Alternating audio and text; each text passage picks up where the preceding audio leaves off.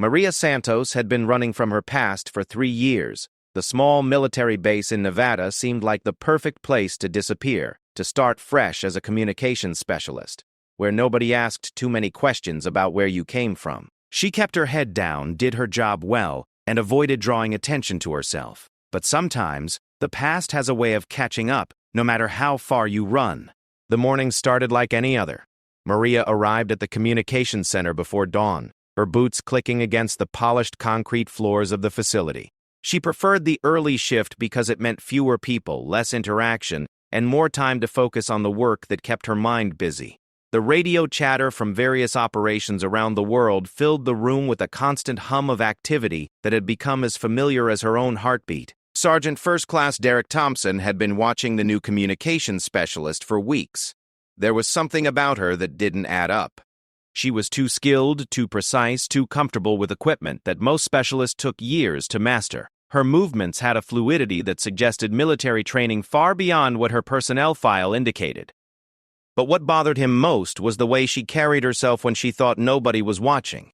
The alert posture, the constant awareness of her surroundings, the way her eyes automatically tracked exits and potential threats.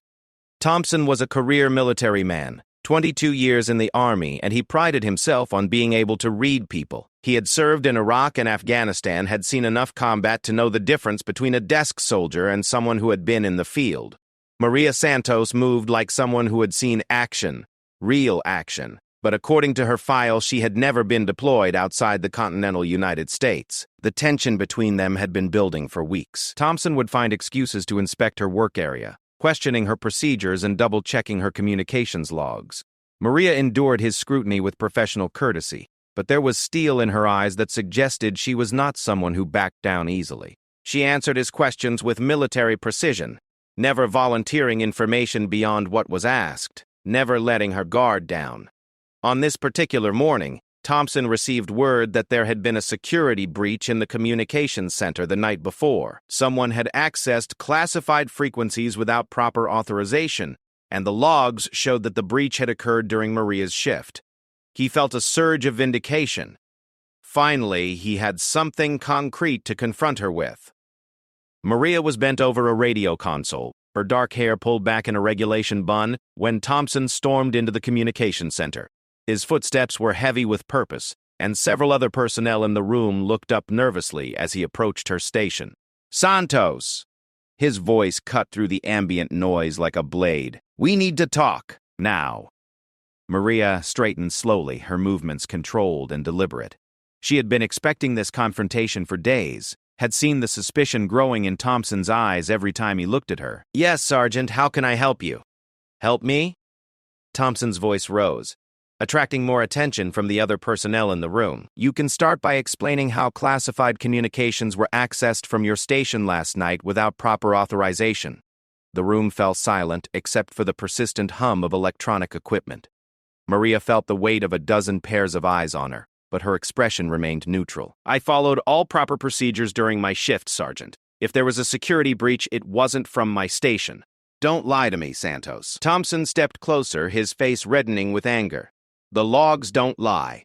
Someone used your access codes, your station, your shift. You want to explain that?" Maria's jaw tightened almost imperceptibly. She had faced down Taliban fighters in the mountains of Afghanistan, had stared death in the face more times than she cared to remember. But there was something about being falsely accused that ignited a fire in her chest. "I'm not lying, Sergeant. Check the logs again. Check the security footage. You'll find that I followed every protocol to the letter." "Security footage?" Thompson laughed, but there was no humor in it.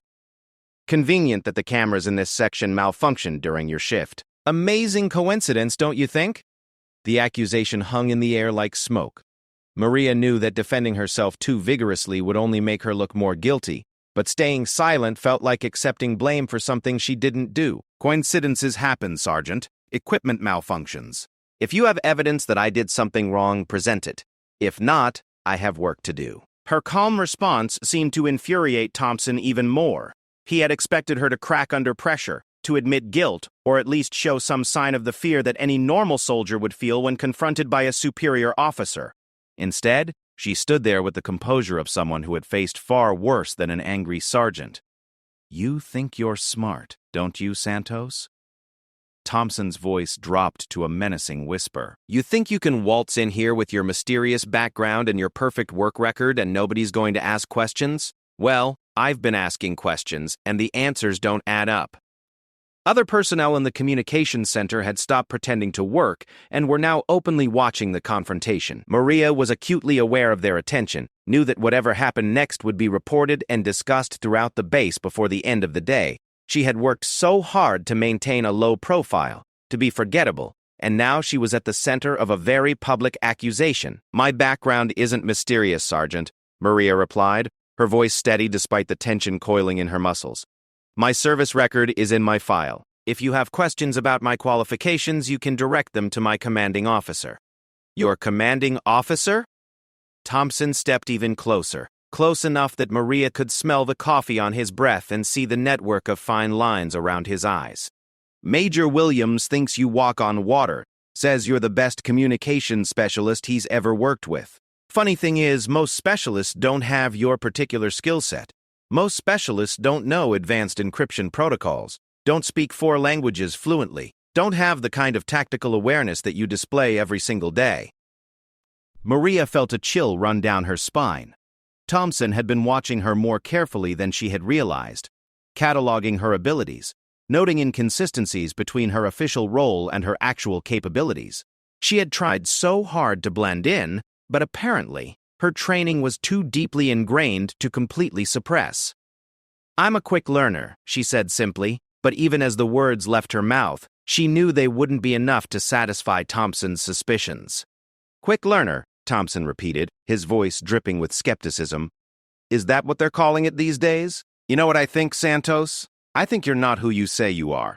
I think that neat little story about being a communications specialist from Texas is complete fiction. I think you're running from something, and whatever it is, it's caught up with you. The accusation was close enough to the truth to make Maria's heart rate spike, but she forced herself to remain calm. I don't know what you want me to say, Sergeant. I am who my file says I am.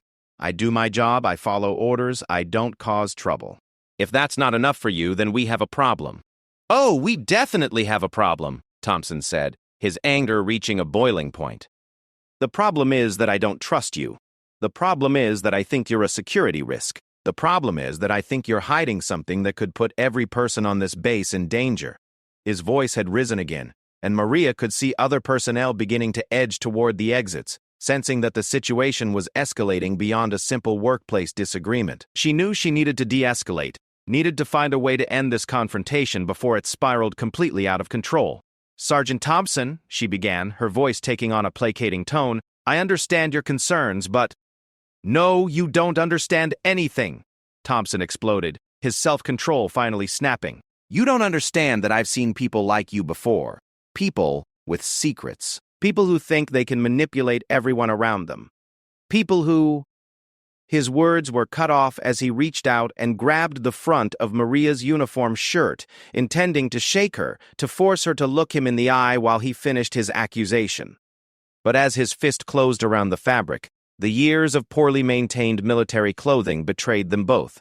The shirt, weakened by countless washings and the stress of military life, gave way with a sharp tearing sound that seemed to echo through the suddenly silent communications center. Maria stumbled backward, her hands instinctively moving to cover herself as the torn shirt fell away, but it was too late. The damage was done, and in the harsh fluorescent lighting of the military facility, everyone in the room could see what she had spent 3 years trying to hide.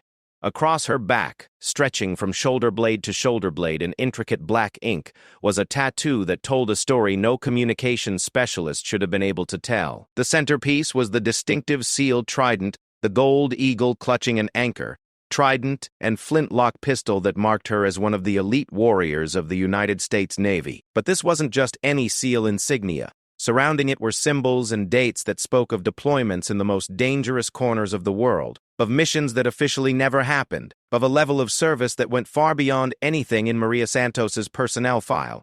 The silence in the room was deafening.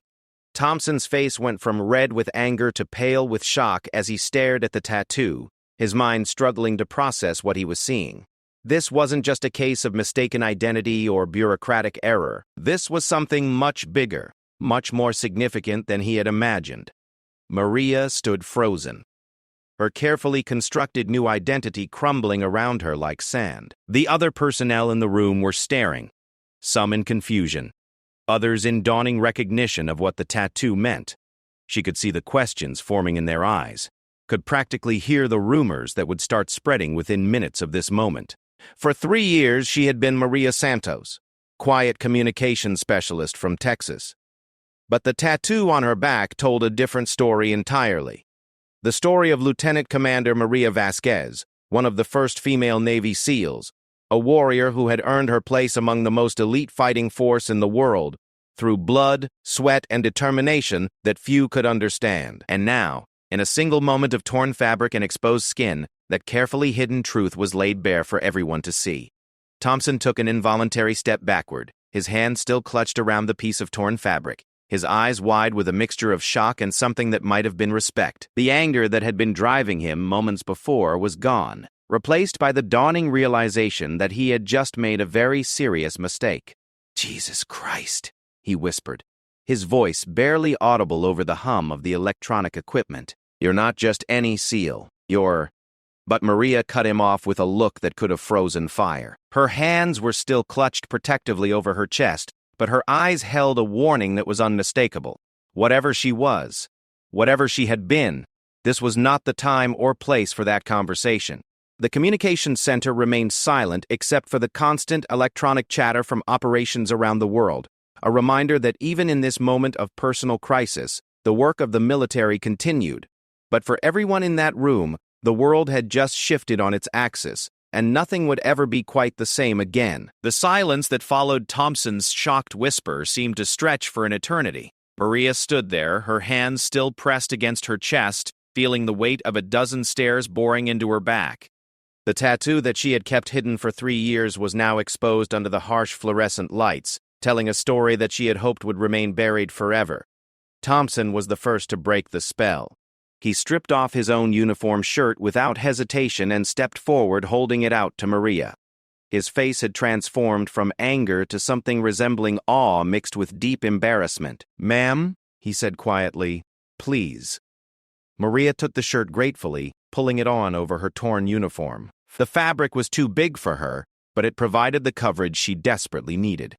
As she buttoned it up, she could feel the eyes of every person in the communications center still fixed on her, their minds undoubtedly racing with questions and implications. "Everyone out," Thompson said suddenly, his voice carrying the authority of his rank. "Now, this is classified. Anyone who discusses what just happened will face court-martial. Is that understood?" There was a chorus of "Yes, Sergeant," as the personnel quickly filed out of the communications center. But Maria knew that the damage was already done. Military bases were gossip mills, and a story like this would spread like wildfire no matter how many threats were made. Once they were alone, Thompson turned back to Maria, his expression a mixture of respect and confusion. "Lieutenant Commander Vasquez," he said formally, "I owe you an apology." Maria's jaw tightened at the use of her real rank and name. "That's not who I am anymore, Sergeant. That person died 3 years ago." "Like hell she did," Thompson replied. But his tone was no longer confrontational. "You can change your name, you can transfer to a different branch of service, you can even change your job, but you can't change what you accomplished. You can't change what that tattoo represents."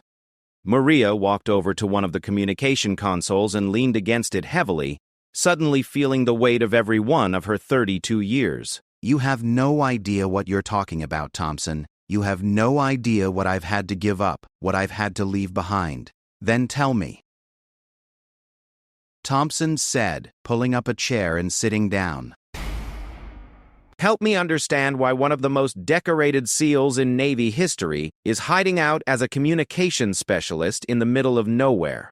The question hung in the air between them. Maria had spent 3 years avoiding this conversation, 3 years building walls around the truth, and now those walls were crumbling. She looked at Thompson and saw something she hadn't expected. Genuine concern rather than mere curiosity. "You really want to know?" she asked quietly. "You want to know why Lieutenant Commander Maria Vasquez disappeared and Maria Santos took her place?" Thompson nodded. "I think I need to know. After what just happened. After what I just did. I think you owe me at least that much. Maria was quiet for a long moment, staring at the banks of communication equipment that had become her world. Finally, she began to speak, her voice low and controlled. 3 years ago, I was leading a classified operation in Syria. We were supposed to extract a high-value target who had intelligence about terrorist networks operating throughout the Middle East. It should have been a routine mission: get in, get the target, get out. But nothing about that night went according to plan. She paused, her hands unconsciously clenching into fists as the memories came flooding back. Thompson waited patiently, sensing that interrupting would only cause her to retreat back into silence. The intelligence was wrong, Maria continued. It wasn't a safe house we were hitting, it was a trap. Someone had fed us false information, and we walked right into an ambush. My team didn't all make it out. The pain in her voice was unmistakable, and Thompson felt a pang of guilt for having pushed her to this point. He was beginning to understand that whatever had happened, it had cost Maria more than just her identity. We lost 3 good men that night, Maria said, her voice barely above a whisper. 3 men who trusted me to bring them home safely. Men who had families, who had children, who had their whole lives ahead of them, and they died because I made the call to go forward with the mission even when something felt wrong. Thompson wanted to say something, wanted to tell her that it wasn't her fault, that these things happened in combat. But he sensed that she wasn't finished. The official report blamed equipment failure and bad intelligence, Maria continued. No one was held responsible. No one was court-martialed. It was just another classified operation that went wrong, filed away, and forgotten. But I couldn't forget. Every time I closed my eyes, I saw their faces. Every time I tried to sleep, I heard their voices calling for help that never came. She turned away from Thompson, staring at a map of the world that hung on the wall, marked with communication relay points and operational zones. The Navy wanted me to take some time, get counseling, and then return to active duty. They said I was too valuable to lose, that my experience and skills were needed for future operations. But I couldn't do it anymore. I couldn't risk anyone else's life on my decisions. So you walked away, Thompson said softly. I tried to, Maria replied. I submitted my resignation, went through all the proper channels. But when you've seen what I've seen, when you've done what I've done, the military doesn't just let you walk away. There are too many secrets, too much classified information locked up in my head. They couldn't risk me becoming a liability. Thompson was beginning to understand the full scope of what Maria had been running from. They wouldn't accept your resignation. They offered me alternatives, Maria said bitterly. A desk job at the Pentagon, a training position at Coronado, even a consulting role with private military contractors. Anything to keep me in the system under their control. But none of those options would have given me what I needed, which was anonymity. The chance to disappear, the ability to become someone else, someone who hadn't been responsible for getting good men killed. Maria's voice grew stronger as she spoke, as if giving voice to these thoughts was somehow liberating. So, I made a deal. I agreed to take a lower rank, transfer to the Army, and accept assignment wherever they needed someone with my technical skills. In exchange, my SEAL service record would be sealed, and I would be allowed to start over with a new identity. Thompson shook his head in amazement. They let you do that? They let a lieutenant commander become an enlisted specialist? It wasn't easy, Maria admitted. There were months of paperwork, psychological evaluations, background investigations. They had to create an entirely new service history for me, complete with training records and performance evaluations. But eventually they agreed. I think they figured that having me buried in some remote assignment was better than risking me going completely off the grid. The two of them sat in silence for several minutes, the weight of Maria's confession settling between them. Thompson found himself looking at her with new eyes, seeing not the mysterious communications specialist who had aroused his suspicions, but a warrior who had sacrificed everything, rank, recognition, identity, in an attempt to find peace. The security breach, Thompson said suddenly, last night. That wasn't you, was it? Maria shook her head. No, it wasn't, but I know who it was, and I know why they did it. Thompson raised an eyebrow. You want to explain that? Someone's been testing our systems, Maria said, moving over to one of the communication consoles. I've been tracking it for weeks. Small intrusions, carefully timed to avoid detection. Whoever's doing it is good, but not good enough to completely cover their tracks. She pulled up a series of logs on the computer screen, pointing to anomalies that Thompson hadn't noticed during his earlier investigation. See these access times? They correspond to shift changes when the overlap in personnel would mask unauthorized access. And here, these frequency scans? Someone's been mapping our communication networks, learning our protocols. Thompson studied the information, his anger at Maria's supposed transgression now replaced by concern for actual security threats. "Why didn't you report this?" "Because I wasn't sure what was happening," Maria replied. "And because reporting it would have required me to reveal capabilities that Maria Santos isn't supposed to have. A communications specialist might notice irregular access patterns, but she wouldn't necessarily be able to identify sophisticated reconnaissance techniques." "But you could. SEAL training includes extensive work in electronic surveillance and counter-surveillance," Maria explained. "I know what it looks like when someone is probing a communication network for weaknesses. I also know what it looks like when someone is preparing for a larger operation." Thompson felt a chill run down his spine. "You think last night was preparation for something bigger?" "I think last night was the final test," Maria said grimly. "Whoever's been doing this wanted to see if they could access our systems without triggering immediate security responses. Now they know they can." The implications of what she was saying began to sink in. Thompson realized that his confrontation with Maria had been based on completely wrong assumptions, and that the real security threat was still out there, still planning whatever operation they had been preparing for. "We need to report this," Thompson said, reaching for the secure communication line. "Wait." Maria stopped him with a hand on his arm. "If we report it through normal channels, it'll take days to get a response, and by then it might be too late. Whoever's doing this is operating on a timeline, and they're not going to wait for our bureaucracy to catch up. What do you suggest?" Maria was quiet for a moment, and Thompson could see her mind working, processing options and calculating risks. When she spoke again, her voice had changed, taking on the tone of command that had once directed SEAL teams in combat operations. "I suggest we handle this ourselves," she said. "Tonight, before they have a chance to implement whatever they're planning." Thompson stared at her. "You're talking about conducting an unauthorized investigation. If we're wrong, if this turns out to be nothing, we could both face court-martial. And if we're right and we do nothing, people could die," Maria replied. "I've already lost too many people to bad decisions, Thompson. I won't lose any more if I can help it." For the first time since he had met her, Thompson saw the woman who had earned the SEAL trident tattooed on her back. This wasn't the quiet communications specialist who had been trying to blend into the background. This was a warrior who had found something worth fighting for again. "What do you need me to do?" he asked. Maria smiled for the first time since the confrontation began, and Thompson caught a glimpse of the confidence and determination that had made her one of the elite. "First, we need to secure this room and make sure no one else can access these systems. Then, we need to trace these intrusions back to their source. And finally, we need to be ready for whatever we find when we get there."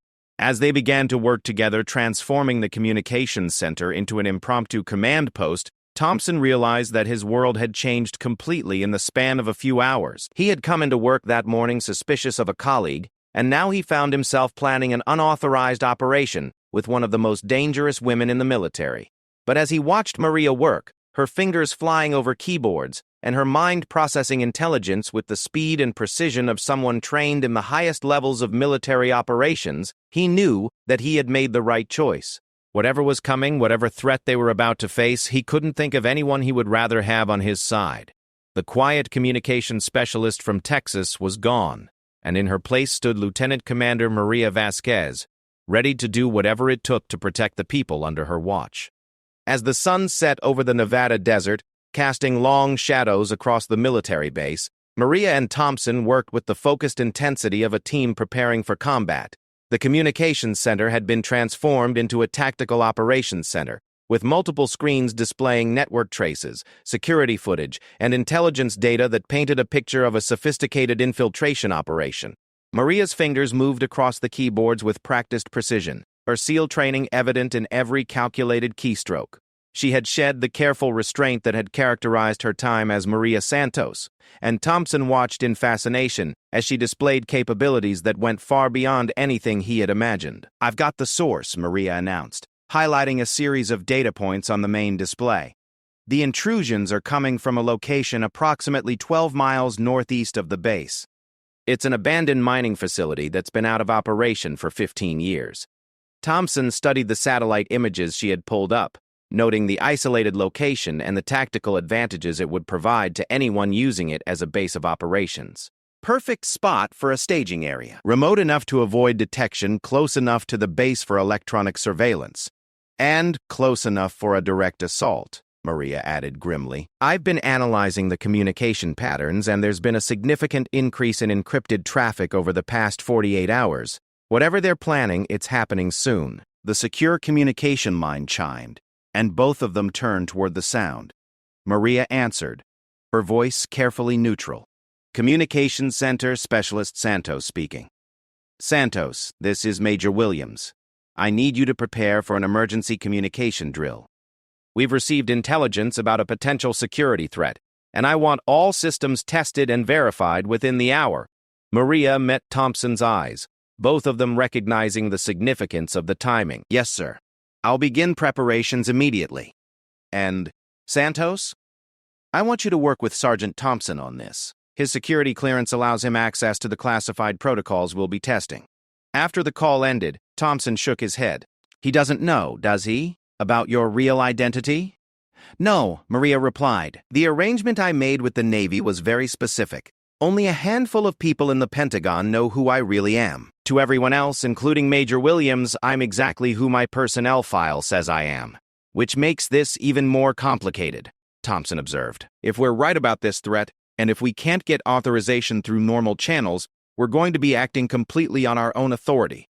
Maria turned back to the displays, her mind already moving to the tactical considerations they would face. "I've been on my own authority before, Thompson. Sometimes it's the only way to get things done." Over the next hour, they continued their investigation, building a comprehensive picture of the threat they were facing. The abandoned mining facility showed signs of recent activity: vehicle tracks, temporary structures, and most importantly, sophisticated communication equipment that shouldn't have existed in such a remote location. "I count at least 6 vehicles," Thompson said, studying the latest satellite imagery. "And look at this. They've set up what looks like a command post in the main building." Maria enhanced the image, her expression growing more serious as she identified the equipment visible in the photographs. "That's military-grade communication gear. Not something you can buy at an electronics store. Whoever these people are, they have serious backing." "Foreign intelligence?" Thompson suggested. "Or domestic terrorists with military connections," Maria replied. "Either way, they're not here for the scenery." As they worked, Maria found herself slipping back into patterns of thought and analysis that she hadn't used in 3 years. The careful planning, the assessment of risks and opportunities, the weight of command decisions, it all came flooding back as if she had never left the world of special operations. "There's something else," she said, pulling up another set of data. "I've been monitoring their communication schedule, and there's a significant gap coming up in about 2 hours. If we're going to move on this, that would be our best window." Thompson looked at her in surprise. "Move on this? You're talking about conducting an assault on that facility." "I'm talking about conducting reconnaissance," Maria corrected. "We need to know what we're dealing with before we can make any decisions about how to proceed. Reconnaissance that could turn into something more if things go wrong." Maria was quiet for a moment, her hands stilled on the keyboard as she considered the implications of what she was suggesting. Finally, she spoke, her voice carrying the weight of hard-earned experience. "Thompson, 3 years ago I made a decision that got good people killed. I swore I would never put anyone else at risk because of my choices.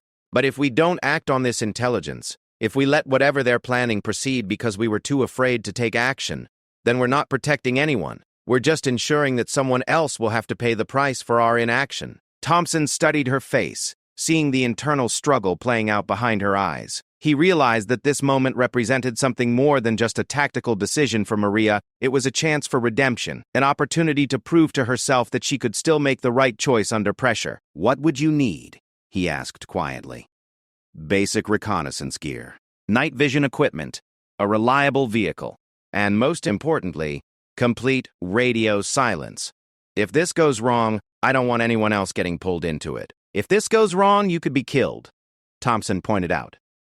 If this goes wrong and I don't try to stop it, other people could be killed, Maria replied. People who don't have the training to protect themselves. People who are counting on us to do our jobs. Thompson made his decision. I'm going with you. No, Maria said immediately. This is my responsibility.